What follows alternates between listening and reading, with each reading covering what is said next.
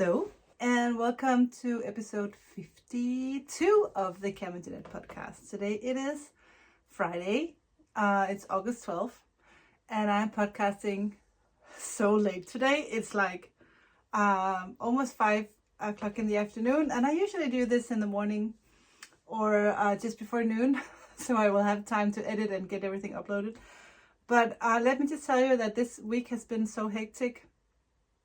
I have Esther starting boarding school on Sunday, and I just got a new exchange student. So yeah, everything around here has just been completely upside down.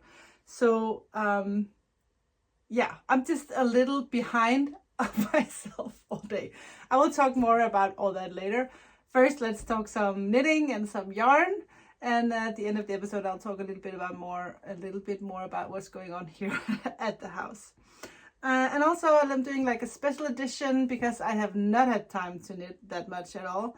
So I thought I would just kind of introduce all my yarn bases and say a little bit about every base and like characteristics of the yarn and what the base is good for and what you want to pick if you're knitting socks and what kind of yarn you would prefer to use if you're knitting sweater and so on. So just a little short introduction to all the bases, so maybe that can help you when you need to pick out the perfect yarn for a project.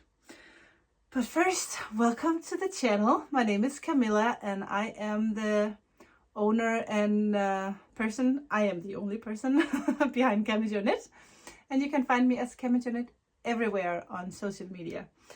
And all the things I talk about, if there's a pattern or yarn, I will have all the links down below. So do not be stressed that you will miss something.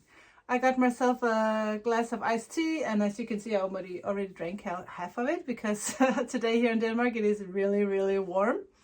I think we're having a minor heat wave, and usually I love it when it's warm, but when I don't have time to relax and enjoy it and I have to do all these things all day, it's kind of, yeah, the heat doesn't bring anything good to my stress, my level of stress. It has all been good stress, so nothing bad. But welcome and cheers.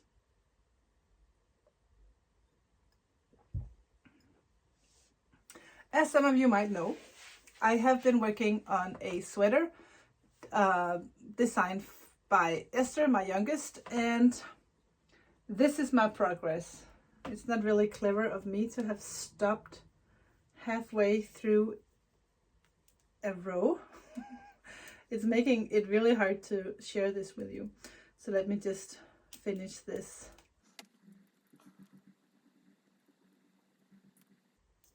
Okay. So the last time I showed you the progress on this, I had no sleeves, and now I have almost one. So in 2 weeks, that's really not a lot of progress. I'm experimenting a little bit about the size of the sleeve because it looks pretty big compared to the body. But the girls kind of want this oversized look, and I really want the body to be more fitted, or at least not too oversized, because then I could just knit them a size large and it will be oversized. So I'm kind of experimenting a little bit, and this might not work out, this sleeve. I have started to decrease a little bit. I always mess up decrease and increase. I guess I'm increasing. So I don't know why it's so hard for me to remember the difference. Someone once told me that D becomes for I, and that means something, but I forgot what it was. Anyway, I have started the increases. I have to look it up. Yeah, no, I'm definitely not increasing. I'm decreasing. So because the letter D comes before the letter I in the alphabet, it's smaller, or I don't know. I need to be reminded of that good rule. Anyway, the stitch count is getting smaller. And I started to decrease rather late actually on the sleeve, so it might not work out at all. But now I have decided to kind of just finish the sleeve and do the ribbing and bind it off and try it on one of the girls and see if it works out or not. The easy would just be to measure one of their older sweaters and see if that works out. But sometimes it's good to just finish the sleeve, see how it looks, and then make adjustments. It can actually be easier than just in thin air kind of try to imagine what's going to look like. So it's fine, I can knit another sleeve if it doesn't work out. But as you can see, I'm not that far from finishing sleeve number 1. And yeah, and it's in the True Blue colorway. And I just found out that there's another hand dyer in Denmark that has almost the exact same color. And she also named it True Blue. So I guess that's not a really original idea. But now that's the name of the yarn. So that's just going to be the name of the yarn. And yeah, that's just the way it is. I guess sometimes you're just not as unique as you think you are. Okay, so this is my first project. And it's also the project that gets the most attention right now because the girls are so impatient. And every time I'm knitting on something else, they go, what about this sweater? And knitting on the sweater. But it has actually taken me a while to get started on this because, yeah, I had to do the math and I had to kind of decide on what I wanted to do and how I wanted the sleeves to be oversized without being too oversized. And yeah, there's just been a lot of thinking and actually a lot of thinking before I decided on what to do. So sometimes trial and error is just, it's a good way actually. So that's here. And the other project, I think I have actually done a little teeny tiny bit of progress on the shawl. But I'm not even sure if I've done more than a couple of rows since the last podcast. That sounded very British. I'm loving this. I'm loving it's so hard to show really. I'm loving the results. I'm loving the texture. I'm loving the yarn. I'm loving everything about this design. And I just saw, I kind of go through my last episode just to make sure that I don't say the same things or just to see what happened the last episode that I have to check up on. And I didn't show the yarn except caked up. So I just want to show you the yarn.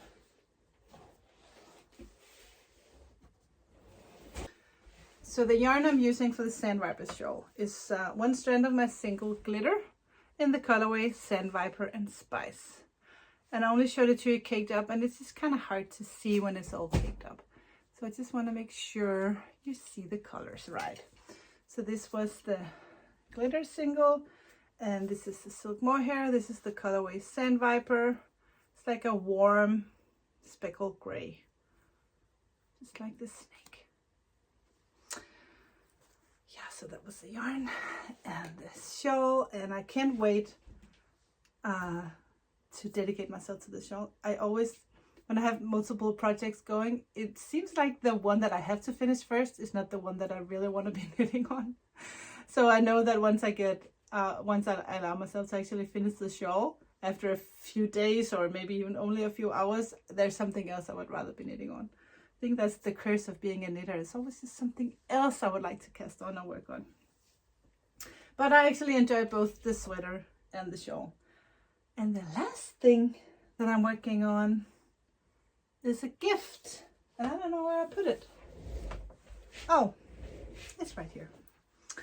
I showed you the yarn last time, but since Esther's friend Andrea is also going to boarding school, actually she already started, I asked her if I could knit her a pair of socks and if she would like a pair of socks, and she said yes, and she would chose the colorway paper planes. This is in my base Camijo sock, and this is my progress so far. I've just started decreasing, haha, this time I remembered.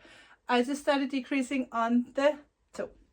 So that won't take me long, and I finished sock number 1, and she will not be needing socks for the next week because it's so warm anyway. So I'm sure that these will be finished in no time and I can send them to her, so that is really no problem.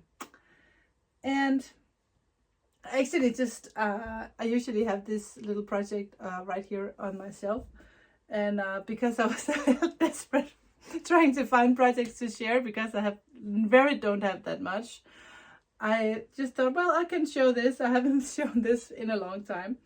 And oh, there's another project down here. Ah, that is where all my needles are hiding.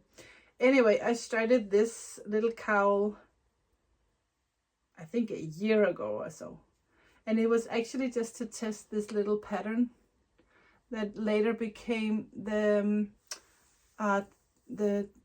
top of the micellar sweater, which I did in single yak yarn from Petra, who is the yarn dyer of Fru Valborg in Sweden. Even though I've started dyeing yarn myself, Petra is still my favorite hand dyer. And I started this cowl just to see how I liked my idea of this pattern, and I have never finished it. But I'm debating. I really think I should. It's in single ply merino. I think it's called is it called Tush Merino Light. It's because it's the single ply from Madeline Tush. And this is brick, and I think this is as ever. I think I have actually used this in my sweater, the cactus flower sweater, and Silkmore Hair. I don't know the colors of the Silkmore Hair. I know they're both from Tilia Filcolena, but I think I should finish this at some point because I really think this is a very cute little pattern. I just wanted to show you again. And actually that's it for projects. So once I finish this, I have another project that me and Esther will start pretty soon in combinations of yarn that'll make it a really thick sweater, and I can't wait for us to get started on that project. But for now I have to finish these two, and I hope that next time I talk to you in 2 weeks from now I will have finished the sweater, the true blue sweater. I really hope so. My mega diamond sweater, no, my mega diamond cardigan that I showed you the last time, I have right now, I have 3 Danish knitters working test knitting, and they are only test knitting the pre-version of the pattern. It's because when you knit in a lace pattern and you need to decrease, and I have made 9 sizes, and I'm not going to make 9 different charts on how to decrease in lace pattern. So you can only do the cardigan if you can kind of make your own marks in the chart and do the increases and keep an eye on where you are in the chart, because I can't make 9 individual charts with decreases. So I have given them the pre version of the pattern, or the pattern that I kind of hope will be enough to do the cardigan. So I think the lace pattern is pretty simple and basic, and then you only have to figure out the decreases and not mess up the lace pattern. So it's not a beginner friendly pattern, that's for sure. But the problem is that the way Danish people are used to knitting and reading a pattern is so different from what I think. I have a feeling that in the States it's different. So here it's okay, we don't explain everything. It's just kind of like you're supposed to do like this, where I have a feeling that American knitters at least would like to know exactly stitch by stitch what to do. And that is sometimes takes a lot of, it's very demanding for a pattern if you want everything to be exact, what to do with this stitch and this stitch. It makes the pattern very long, and it can be very difficult to write and very difficult to do all the charts and stuff. So it's a cultural difference in knitting patterns, and it's fun and interesting. But I'm trying to keep the pattern as short as possible. And also, if I have to do the math for 9 charts, I'm not going to do the pattern. So that's not going to happen. That's definitely not going to happen. So let me know your thoughts on that. Do you really need a chart? Do you want specifics? Do you want to know all the time? And because the patterns is going to say knit 1, knit 2 together, continue where you are in the chart, but you have to figure out where in the chart you are after you have like binded off some stitches and done some decreases. we will see about that. It's difficult. Sometimes it's just difficult to write a pattern in so many different sizes. Anyway, we will see where that takes me, the Mega Diamond cardi. But there's going to be some pretty awesome versions. I have two doing like minty colors. One is doing in a Camajo's favorite mug colorway. One is doing it in a mint. And one is doing it in gray, the dove gray that I have right up there. So I can't wait to see what they look like. That's all for knitting projects. Now I will introduce all my yarn bases. I have laid them here, starting with lace weight, ending with DK weight, because DK weight is the thickest yarn that I have, and lace weight is the thinnest one that I have. And actually, I think the Silkmore Hair is the thinnest. So my Silkmore Hair is, of course, lace weight. It's they come in 50 grams, whereas all the others come in 100 grams. And I actually think the reason why they come in 50 grams is because then when you have one skein of Silkmore Hair and one skein of fingering, you'll have the same yardage at the end. So the Silkmore Hair is a 72% mohair and 28% silk. And this one is in the colorway Petals, which is a soft lavender with a little bit of mustardy specks. And you can totally use Silkmore Hair on its own. It's a gorgeous, beautiful, strong yarn. I think usually most people use this with a fingering weight or a DK weight yarn just to get that extra little softness, and it kind of gives the finished fabric a lovely texture. And also I think it's so pretty when you can mix colors. You can have two very different yarn colors with the fingering weight can be one color and your Silkmore Hair completely different, and you can really play with colors that way. I love to do that. I could sometimes mix the most outrageous colors, and sometimes it doesn't look good. Sometimes it looks really good.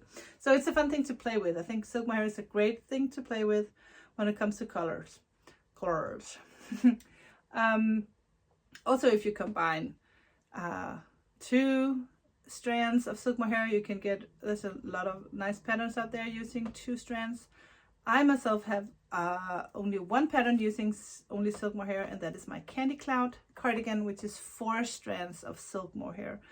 And when I designed that, it was really just because I wanted to get rid of all my Silkmore Hair scraps. I had so many Silkmore Hair scraps from all the sweaters and cardis I have done as a knitter, so I just had like so much. And but you can of course do that in 4 strands of the same color.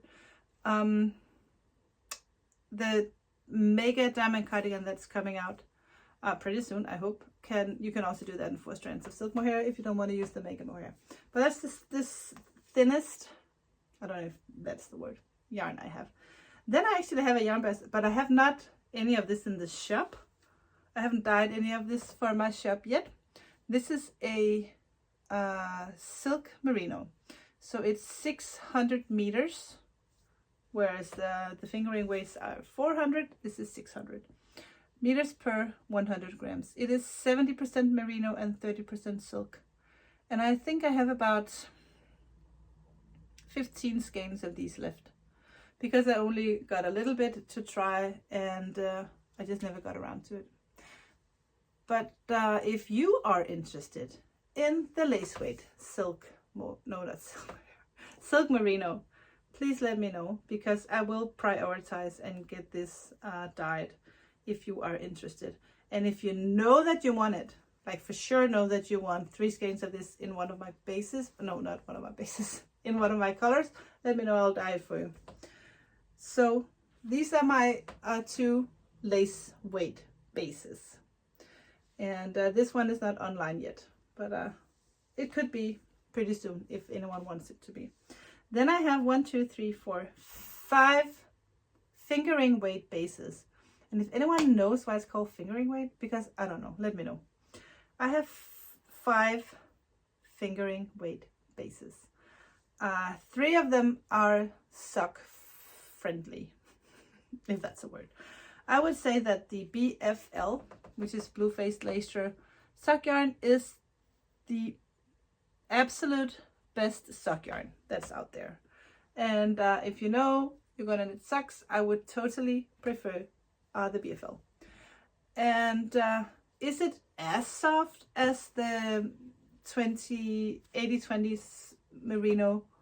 No, it is not, but it is a little stronger, and once you put it on your feet you really can't tell the difference. I love my BFL socks, and I love the BFL base, so I can't say enough good things about this yarn.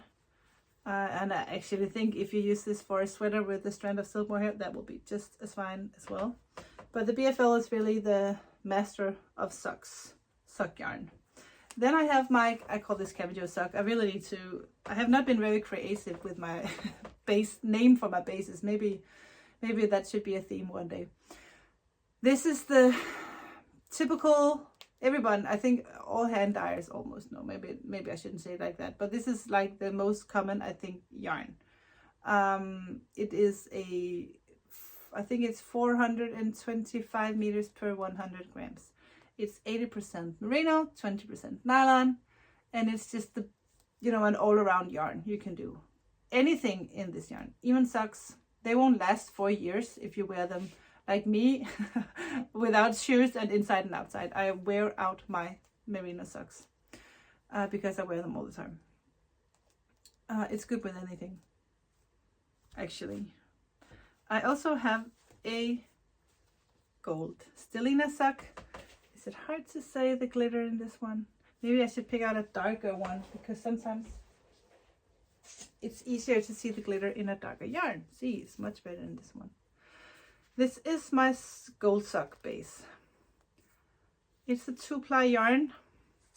It is 75% merino, 20% nylon, and 5% gold stellina.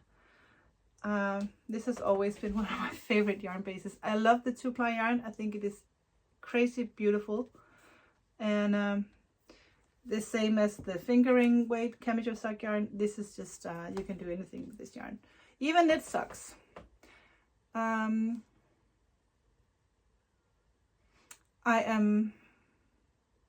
I would think that the Cabbage sock yarn would be stronger for socks. But when I knit myself glittery socks in a beautiful yarn like this, I do not wear them outside, and I take better care of them. They are more like socks for the couch, not socks for boots and playing outside in the snow and stuff. It's more like an indoor kind of sock, but I think it's just beautiful for anything, for shawls, for hats, for just a little extra sparkle.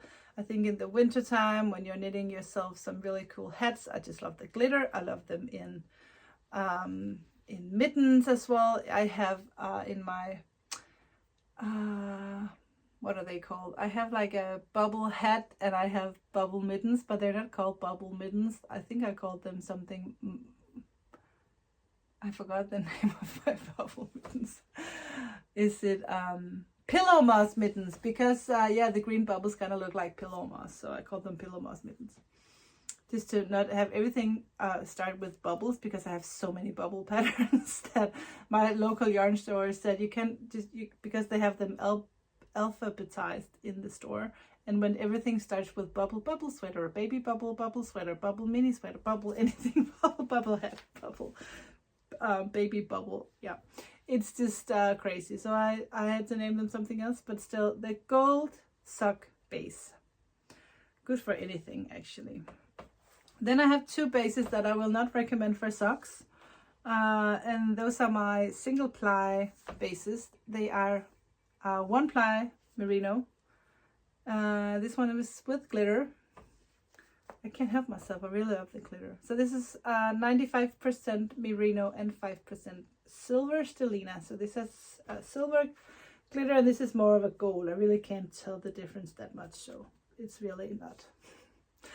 The single merino I use for shawls, I use for sweaters, but preferably with a Silkmore Hair for strength. And also, I have heard people talk about how a single ply merino can kind of drag, or is that the right word?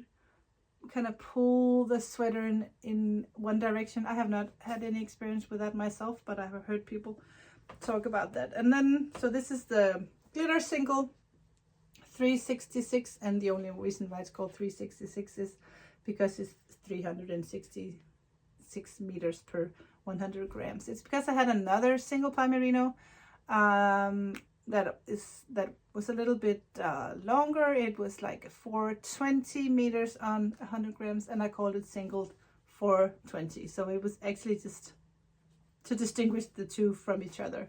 But that base is now out. I sold the rest of those skeins last week. So I don't have room in this little room here for so many bases. So I need to make a choice between the 420 and the 366. And because the glitter one is also 366, that's a winner. So you can use these two together. And yeah, so that's the last two yarns I have in fingering weight. One with silver and one without silver. I have so many patterns using this yarn. Everything from the baby bubble sweater, the cactus flower sweater, and so on. So go check out. Now I have the last 4, and it's all DK weight bases. 2 of them I think are on their way out. One of them is the merino yak, and it's actually a gorgeous base. It is 10% yak and 90% superfine merino. This is a gorgeous yarn. But I don't have that much left, and I'm not sure if anyone wants to buy it. So, and I cannot have so many bases, so I think these need to go so I can keep my DK weight sock, because it's just it's a good yarn for both. But you know, in the end, the consumer is always right and the customer is always right. So if this is a base that people want, what is the, yeah, this is just a very nice yarn. For my Giselle hat, I bought these for the Giselle hat because this would just be a luxury yarn, and to have on the inside of the hat, and then the lace on the outside. Yeah, I think I have, yeah, well, I really don't, I think this is the last one I have in the green colorway that I call Sage. I have a few in blue, and maybe one in cognac, I don't know. I only had 3 colors for the, and then I bought some, I have a few skeins of white Tilia from Filcolena just to, for the Giselle hat. Yeah, well, anyway, that was a lot of talk about the merino yak. Then there's the DK weight sock yarn, and it's the same as the Camijo sock. It is almost the same, because this is 75% merino and 25% nylon, so it's perfect for sweaters and hats and mittens and socks and everything. It's just good with everything, and it's very soft. And I love my socks in this. When I knit myself a pair of socks in the DK weight, I love them, love them. I wear them all the time.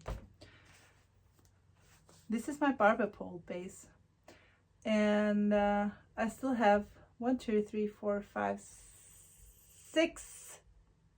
I have 7 colors, and I'm just not sure that this was a favorite for you guys, because I really didn't sell that much. I sold out one of the colors, the apricot color. Just when all of those are sold out, and the rest not so much. I think this is a 100% superfine merino. And one strand is superwash and the other 2 strands are not. That is why they got this polar barber pole effect, because the super merino the superwash merino takes the color faster than the non-superwash. So that is why it gets this little barber pole effect. But I'm not going to buy any more of this base, because you guys are not buying any of it. So maybe we should do a sale on this, and we'll see. The last yarn that I have in the DK weight is, the Mohair. And this, ladies and gentlemen, is in one of my newer colorways, Coquinas. I don't even know how to pronounce that, but when I did this color, sometimes I get an idea for a colorway and then I dye. Sometimes I just play. Sometimes I know exactly what I'm doing, and sometimes I have no clue what I'm doing. With this one, usually when I can't sleep at night, I think of colors. And this one I decided I want to try these 3 colors. I want to try to put this on the yarn, and then I want to sprinkle with 2 other colors.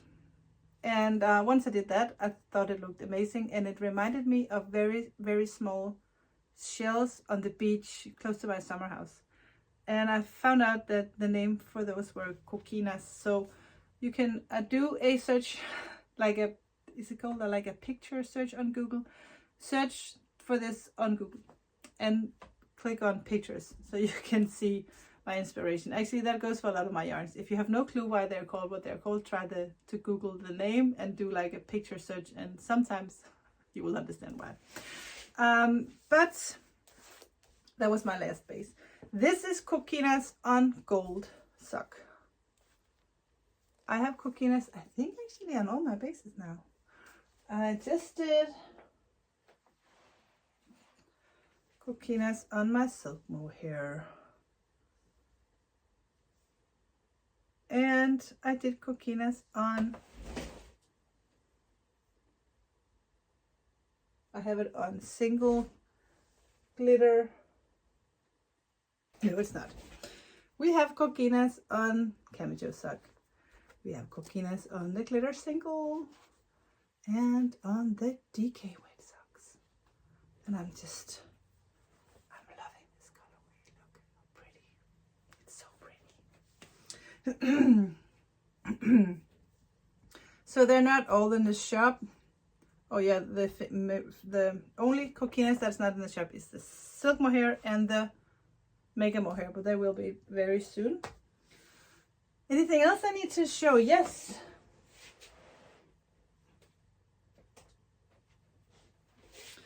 A new colorway came to life. I didn't do this on purpose. I was going to dye Sandwiper on my single glitter base. And I had some sprinkles. I kind of mixed my powder. My colors is a powder. And I mixed those with citric acid, which looks like salt. So I mixed the colors with this citric acid, and then you can kind of sprinkle it like this. And I thought I knew what color I had on my shelf. And I thought it was the color that I need to use for my Sandwiper colorway. Only that once I started to sprinkle, it was not the right color. I was like, what color is this? And then I remembered, yeah, that's true. I left some of that color the other day. And so I messed it up. So I thought, okay, well, I'll just play. And then I added some more colors and some more colors. And this is what came out of my little mistake. And sometimes mistakes are, I'm just looking at the light because I'm not sure if the light is perfect. This is, I don't know how to pronounce this. Comis, let me know how to say this. It's a pear. I kind of thought of pears, that some pears have that kind of red side to the pear. So they're green, but they have like a red tone. And I was researching because I had that pear vibe. Some of my girls said, it looks like pesto. Yeah, but I'm not going to have any yarn of mine be associated with a fruit like that. I don't know why. Sometimes I think of the perfect name for the color, and then I'm like, but I don't want to wear that. I don't want my yarn to be associated with a certain smell. And I know just pesto, I love pesto, but I don't want anyone to think that this will smell like pesto. Same sometimes with, what was it the other day that I thought of when I just said, no, I can't have yarn smell like that. So anyway, this is the pear comis or comis or comique. I don't know how to pronounce it. It doesn't matter. I just thought the name looked cute. It's a nice and short name. Sometimes I come up with these very long names for yarn, and I think it's so fun and cool. And then when I have to write all the names in hand on all the labels, I kind of wish my imagination could sometimes control itself. Okay, the last thing. Last thing before I talk about life around here at the house, I finally found time to dye some DK minis. And I did these. I think I gave them a name, but I forgot. But I think they're pretty. And actually, yeah, no, never mind. I don't remember if I gave them a name.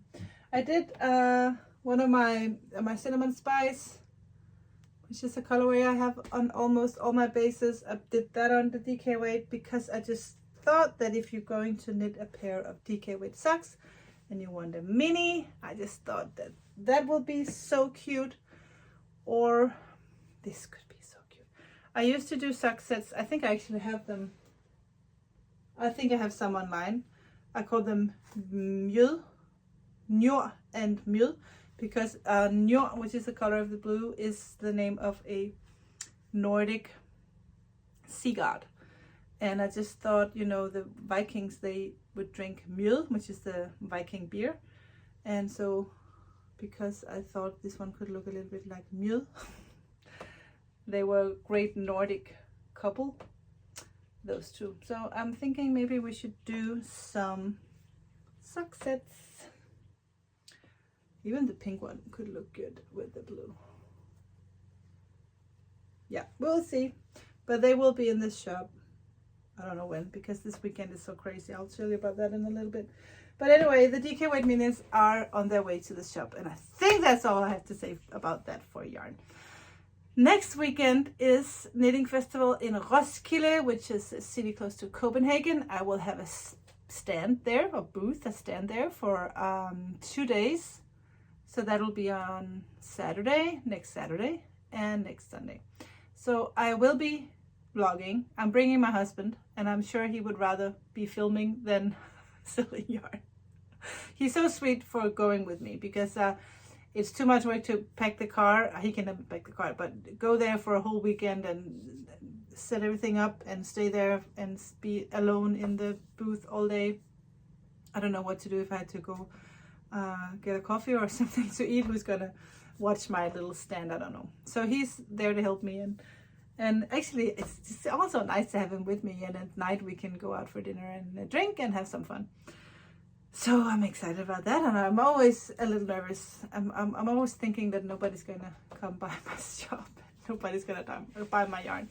But the last time I was at an event like this, a Fiberfolk was here in my part of the country, and everything went so well, and there were so many people there. So hopefully it will be lovely, and a lot of people will stop by my little shop. I'm excited about it, and so I will be filming as much as I can, or if I'm not going to be filming, I hope Lars will do some filming for me, so I can make a little vlog or whatever, so you can see what that was like if you're not going there yourself.